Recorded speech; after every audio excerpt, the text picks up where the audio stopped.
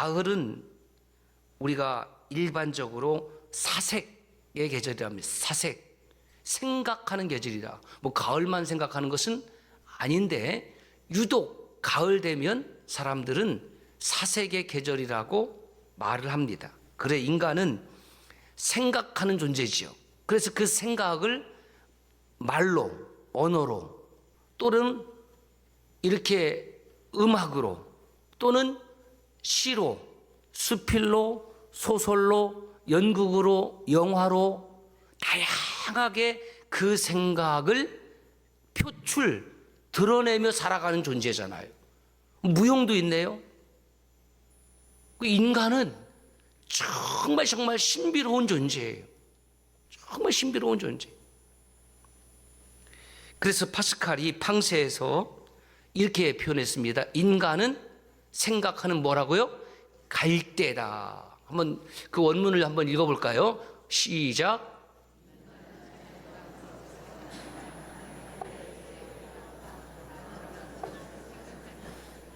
여러분, 이 갈대라는 말 속에는 또 이 생각이라는 말 속에는 이중적인 의미가 있습니다. 이 파스칼이 얘기한 하나는 뭐냐면 인간은 생각하기 때문에 위대한 존재라는 거죠.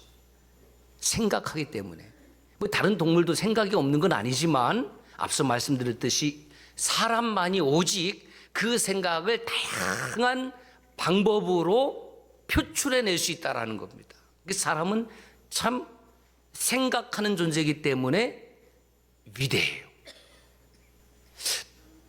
그럼에도 불구하고 사람은 가장 연약한 갈대와도 같습니다. 갈대, 히브리어로 비슷합니다. 카네라고 합니다. 카네. 헬라어로는 칼라모스. 자, 카네. 여러분, 에노시는 최근에 계속 제가 말씀을 드렸기 때문에 아마 머릿속에 들어왔을 겁니다. 약하고, 그 다음에 아프고, 깨어지기 쉽고, 죽을 수밖에 없는 에노시. 그런데 그 에노시의 동일한 의미가 바로 카네라는 말입니다. 갈대예요. 여러분, 갈대가 얼마나 약하냐? 간단합니다. 갈대에 불을 붙여보면 아는 거예요. 불을 붙여. 자, 상상을 해보는 거예요. 갈대에 불을 붙였습니다. 어떻게 될까요? 한 글자로 말하면 이런 단어가 됩니다. 따라서 하실까요? 끝입니다. 불이 붙는 순간에 그냥 끝장나는 거예요. 끝나는 거예요. 그냥 확 타버립니다. 이처럼 인간은 온 우주 가운데에 갈대와 같이 가냘프고 연약하고 더 나아가서 쓸데없는 자는 겁니다. 쓸데없는 자. 우리 찬송하잖아요. 아, 하나님의 은혜로 이 쓸데없는 자 왜 구속하여 주는지 난 알 수 없도다. 사람의 겸손함이 어디에 있느냐면 하나님 앞에 서니까 내가 정말 무용지물 쓸데가 없는 사람이었는데 하나님께서 저와 여러분들을 사랑하여 주셔서 이처럼 쓸데 있는 자가 된 겁니다. 하나님이 사용하는 자가 된 거예요. 그것이 우리에게 은혜와 복인 줄로 믿습니다. 그런데 이렇게 연약하고 쓸데없는 사람이 갈대와 같은 존재가 생각으로 온 우주를 품을 수가 있습니다. 내 생각 속에 하나님의 생각을 품을 수가 있고 하나님의 마음을 내 마음 속에 담을 수가 있습니다. 그래서 생각으로 하나님을 인식하고 생각과 마음으로 하나님을 사랑하고 예배할 수 있습니다. 그것이 저와 여러분의 위대함입니다. 몰랐죠? 저와 여러분들이 얼마나 위대한 존재라는 것을 아셨습니까? 내 머릿속으로 내 마음으로 생각하고 마음을 품고 누구를? 창조주 하나님을 인식하고 하나님을 사랑하고 예배할 수 있다는 것이 저와 여러분들의 위대함이라는 뜻입니다. 그래서 사람을 호모 사피엔스라고 합니다. 호모 사피엔스. 호모는 사람이라는 뜻이고 사피엔스라는 것은 지혜로운, 생각하는, 성찰하는 이런 뜻이 있어요. 그래서 사람은 사유를 통해서 자신을 돌아보는 성찰이 있습니다. 무지에서 깨달음을 얻을 수가 있고, 지식에서 지혜를 얻을 수가 있고, 기술에서 예술을 창조해낼 수가 있고, 현재에서 영원을 추구하며 살아가는 존재가 바로 저와 여러분입니다. 만추의 계절에 저에게 있어서 최고의 생각은 하나님을 생각하는 것이었습니다. 그 하나님은 그럼 어떤 하나님이기에 내가 생각할까? 그 하나님은 아브라함의 하나님, 이삭의 하나님, 야곱의 하나님. 그래서 하나님을 생각하는 겁니다. 온 우주 만물을 창조하시고 지금도 정교하게 운행하시는 그 하나님이 나의 하나님이기 때문에 그 하나님을 생각하는 것 자체가 저와 여러분들의 아름다움이요 위대합니다. 그래서 이렇게 정리를 해보았습니다. 시작. 인간의 위대함은 하나님을 인식하고 사랑하며 예배하는 데 있다. 그렇다면 하나님을 인식하고 사랑하며 예배하는 저와 여러분들은 오늘 하나님 보시기에 갈대와 같이 쓸모없는 연약한 존재가 아니라 위대한 존재라는 것을 기억하시기를 바랍니다. 야곱의 유턴 메시지를 전하면서 야곱에 관해서 몇 가지 좀 정리를 해야 될 필요성을 느꼈습니다. 야곱은 도대체 언제 태어났나? 제가 성경을 쭉 역으로 계산해 보니까 BC 2006년 야곱의 출생 나이입니다. 야곱이 이제 장자의 축복권을 가로채 갖고 라반 외삼촌이 있는 밧단 아람으로 피시 나가잖아요. 그때의 나이가 몇 세냐면 76세, BC 1952년. 밧단 아람에서 이제 장가를 가잖아요. 부인 4명을 얻었습니다. 11번째가 요셉입니다. 요셉을 얻을 때의 야곱의 연세가 90세. 야곱이 브엘세바, 사실은 마므레입니다. 브엘세바에서 떠났는데 이삭이 20년 동안 그 장막을 마므레로 옮겼어요. 그 마므레로 돌아온 나이는 96세. 그렇잖아요. 76세에 떠나서 20년을 더하니까 96세. 귀향 후에 마므레에서 지낸 기간은 총 33년이고요. 요셉이 애굽에 팔려간 나이는 17세. 이때가 야곱이 107세 되는 때입니다. 요셉이 종살이한 기간은 11년이 있고 요셉이 감옥에 들어갔던 일은 누명을 쓰고 약 2년입니다. 요셉이 애굽의 총리로 발탁받은 때가 30세였고 그때 아버지 야곱의 나이는 120세입니다. 요셉이 애굽의 총리로 풍년, 7년, 흉년, 2년이 지난 후니까 10년 지난 후에 요셉이 애굽의 총리가 된 지 10년 후에 아버지 야곱이 이집트로 오게 됩니다. 그때 연세가 130세, 요셉의 나이 40세, BC 1876년. 그곳에서 종살이를 430년 동안 하고 BC 1446년에 모세에서 이집트를 탈출하게 됩니다.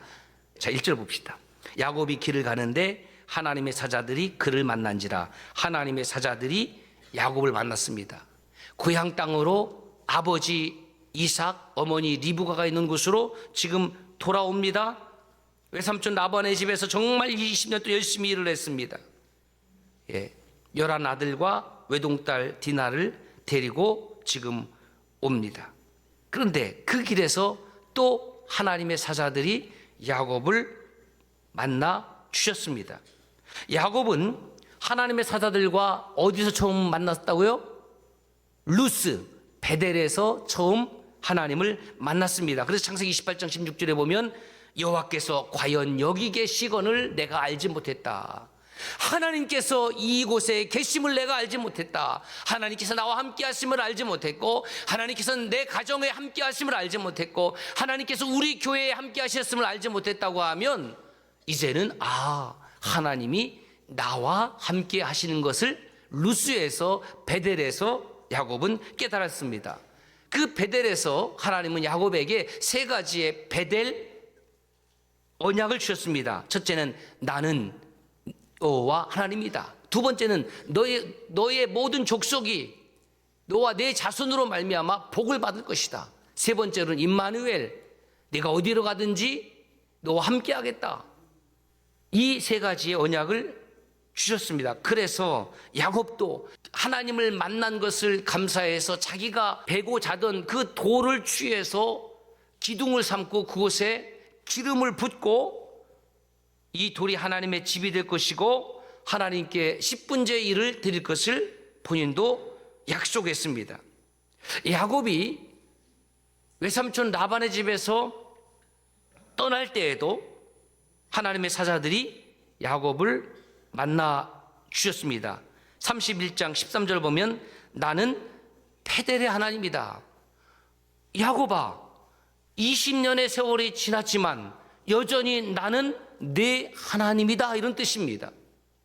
우리는 살아가면서 때로는 마음도 변하고 행동도 변하고 믿음도 변할 수 있지만 하나님은 어제나 오늘이나 영원토록 변함이 없으신 분이죠. 그것을 말씀하고 있는 거예요. 나는 20년 전에 너에게 나타났던 그 베델의 하나님이다.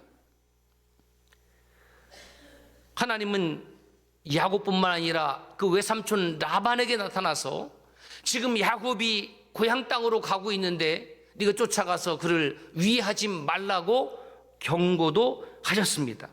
이처럼 하나님은 인생의 고비고비마다 순간순간마다 야곱과 함께 하시는 하나님인 것을 분명히 선명하게 보여주셨습니다. 2절 보세요. 지금 귀향길입니다. 그런데 뜬금없이 하나님의 사자들이 나타났습니다. 그 하나님의 사자들이 한두 명도 아니었습니다. 얼마나 많이 나타났냐면 마하나임이라고 불렀어요. 마하나임은 두 진영 또는 두 군대라는 뜻이에요. 한두 명 하나님의 천사들이 나타나서, 사자들이 나타나서 야곱을 지키는 것이 아니라 어마어마한 군대가 야곱 너를 지켜주겠다는 겁니다. 그 의미가 있습니다. 후에 에서가 야곱 온다는 소리를 듣고 몇 명 데리고 나갑니까? 400명 데리고 나갑니다. 400명이 문제가 아니에요. 400명인데 뭐 천사 한둘이면 이게 뭐 해볼 만한데? 이게 어려운데? 이렇게 생각할 수도 있잖아요. 그런데 지금 하나님께서 야곱에게 뭘 보여주시냐면 하나님의 군대를 보여주고 계십니다. 그것을 히브리어로 아도나이 째바우트라고 합니다. 하나님의 군대, 아도나이 째바우트. 그래서 그 땅 이름을 야곱이 마하나임이라고 부르게 된 겁니다. 원래 이 땅은 후에 갓지파야에게 배분된 땅이었습니다. 그리고 나서 나중에 그 레위 지파 무라리 사람들에게 주어진 땅이 지금 야곱이 하나님의 사자들을 만나서 마하나임이라고 불렀던 이 땅입니다. 화면을 보시면 요단 동편 5km 지점인데요. 이것이 야복강이 있는 북쪽 지역이 됩니다.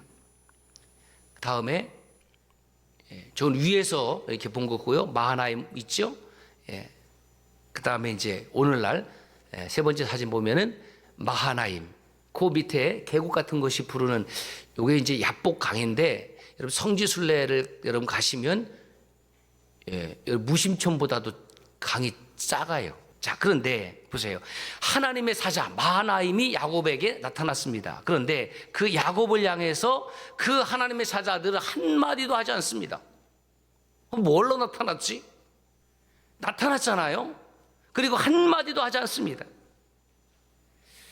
왜 그럴까요? 하나님은 지금 야곱에게 무엇을 말씀해 주고 있냐면 I will be with you. 너와 함께 할 것이다. 그리고 지금 I am with you, 너하고 지금 함께하고 있다. 그것을 말씀해 주고 있는 겁니다. 그러니까 하나님의 사자들이 나타났다는 것은 그것 자체가 바로 하나님의 오트 세메이온 사인이라는 거예요. 야, 야곱아, 잊었냐? 내가 20년 전에 베델에서 너하고 약속하지 않았느냐? 내가 너를 지켜줄 것이다. 너를 도와줄 것이다. 함께할 것이다. 왜 나타나셨을까요? 야곱은 지금 형 에서와 만나야 되는데 불안하거든요. 두렵거든요. 20년의 세월이 지났지만 그 형이 나를 용서해 줄까? 나를 또 죽이려고 하지 않을까? 얼마나 마음이 어렵겠습니까? 여러분, 야곱이 누굽니까? 야곱은 제가 보기에는 잔머리의 대가예요. 잔머리 쿼션트, 잔머리 지수. 아주 약삭빠르고 꾀가 있고 심지어 거짓말을 해서라도 자기가 원하는 것을 성취하려는 이 적극적인 성향의 또 소유자이기도 했습니다. 자, 하나님께서 이 귀향길에 이렇게 사자들을 통해서 나타나신 그 뜻을 야곱은 그러나 깨닫지 못한 거예요. 왜 나타나셨는지를 몰라요. 그리고 자신의 방법대로, 자신의 생각대로 형과 화해를 시도합니다. 그 첫 번째 방법이 뭐냐? 자기의 종들을 통해서 형을 무엇이라고 부르냐면 아도나이라고 부릅니다. 주여라고 부르는 거죠. The Lord. 주여라고 부르니까 자기는 뭐가 되는 겁니까? 종이 되는 거예요. 그러니까 정서적 환심을 통해서 형의 그 복수의 마음을 누그러뜨리려고 시도를 합니다. 두 번째는 자신에게 소, 나귀, 양, 종들이 많이 있으니까 그걸 좀 드리는 거예요. 이거는 제물로 형의 환심을 또 살려고 하는 거죠. 창세기 32장 5절에 보면 내게 소와 나귀와 양떼와 노비가 있으므로 사람을 보내어 내 주께 알리고 내 주께 은혜 받기를 원하나이다 하라. 많은 제물과 가축들을 드리는 거죠. 환심을 사는 거죠. 그러면 여러분 어떻게 하겠습니까? 여러분 용서가 될까요? 아니면 받을 건 다 받고 원수를 갚을까요? 아니면 받을 것도 안 받고 못 받겠다 원수를 갚을까요? 어쨌든 에서는 400명을 데리고 야곱 일행을 맞이하러 갑니다. 400명을 데리고 간다라는 뜻은 무엇입니까? 야곱 죽이겠다는 거죠. 아니, 동생을 만나는데, 그것도 쌍둥이 동생을 만나는데 400명씩 이끌고 갈 이유가 있습니까? 40명 끌고씩 이끌고 갈 이유가 있습니까? 그것을 보고 야곱은 심히 두렵고 답답했다고 7절에 기록하고 있습니다. 그래서 잔머리 지수의 대가인 야곱이 어떻게 생각을 했느냐?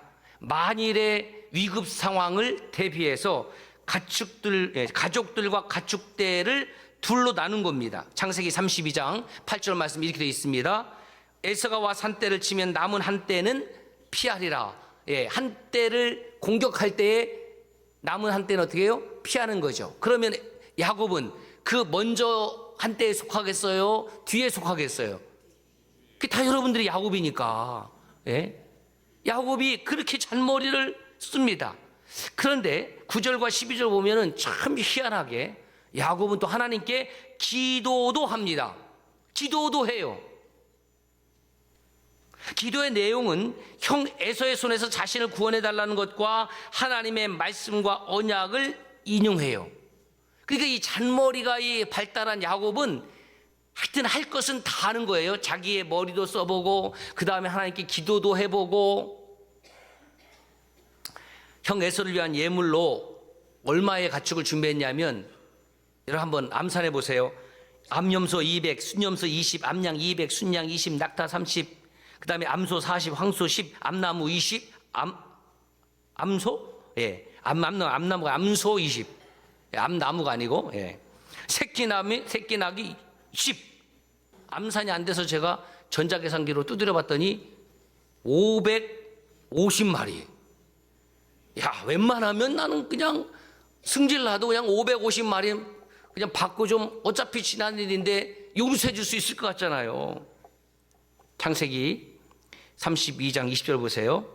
또 너희는 말하기를 시작. 주의 종 야곱이 우리 뒤에 있다 하라니 이는 야곱이 말하기를 내가 내 앞에 보내는 예물로 형의 감정을 푼 후에 대면하면 형이 혹시 나를 받아주리라 함이었더라. 그래서 야곱은 이 예물을 앞세우고 일정한 거리를 두고 예물이 많게 보이는 효과를 누리고 선물도 어떻게 주냐면 3번에 걸쳐 주는 겁니다.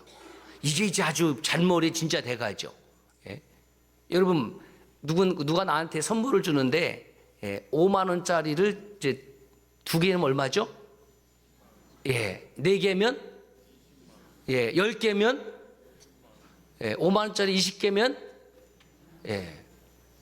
그런데 예를 들어서 10만 원을 드린다. 그런데 봉투에다가 담아서 한 번에 드릴 수도 있지만 만 원짜리를 10개로 계속 줄 수도 있어요. 저는 만 원짜리 10개로 계속 주는 거 좋아하시니까 여러분들이 진짜인지 아닌지 저를 시험해 보려면 그렇게 준비해 주시면 돼요. 그러면 10번 받을 때마다 감사합니다. 감사합니다. 잘 쓰겠습니다. 교회 사역에 보태겠습니다. 뭐 저 그렇게 할 거예요. 그러니까 야곱이 지금 그렇게 하고 있다는 거예요. 한 번 드려서 아유 감사해가 아니라 또 주고 또 주고 또 주고 이 작전을 쓴 겁니다. 여러분 야곱은 인생길 위에 결정적으로 어려운 순간마다 하나님께서 나타나시는 놀라운 은혜를 덧입었습니다. 그런데 여전히 야곱은 그 하나님을 온전히 신뢰하고 의지하지 않습니다. 하나님께 기도도 했습니다. 그런데 이것은 형식적인 기도였다라는 거예요. 오늘날로 말을 바꾸면 형식적인 신앙생활하는 거예요. 형식적인 예배를 드리는 거예요.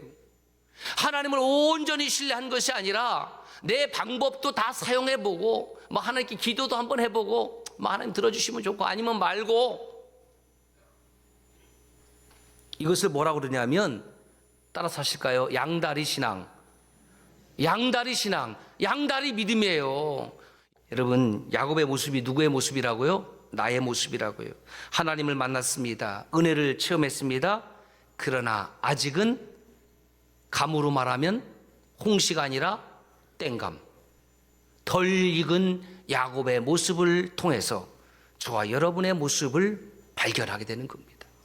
예배당에 나왔다고 해서 하나님을 만났다고 해서 은혜를 체험했다고 해서 직분을 받았다고 해서 모두 다 홍시처럼 한순간에 되어지는 것은 아니라는 것입니다.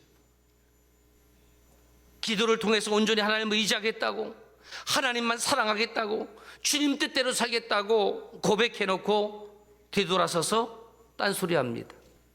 주님 뜻대로 살기로 했네, 주님 뜻대로 살기로 했네, 그렇게 찬양을 해놓고 그렇게 뒤돌아서지 않겠다고 해놓고 어느 순간에 주님을 향해서 뒤돌아서 있습니다. 삼일체 하나님의 이름으로 임직을 받았습니다. 목사와 장로와 권사와 안수집사로 임직받아 놓고 주님만 사랑한다고 해놓고 주님을 향하여 목숨도 아끼지 않는다고 그렇게 결단해 놓고 잉크가 마르기도 전에 그 마음은 사라져 버렸습니다. 모든 것이 주님의 은혜입니다라고 고백을 합니다. 모든 것이 주님의 은혜라고 찬송을 잘합니다. 그런데 모든 것이 주님으로부터 왔음을 고백하지 않습니다. 모든 것이 주님의 것이라고 삶으로 고백하기를 거부합니다. 여전히 내 것입니다. 이것이 바로 양다리 신앙, 양다리 믿음입니다. 주님은 이러한 양다리 믿음을 가진 사람을 향해서 이렇게 말씀하십니다. 마태복음 6장 24절의 말씀입니다.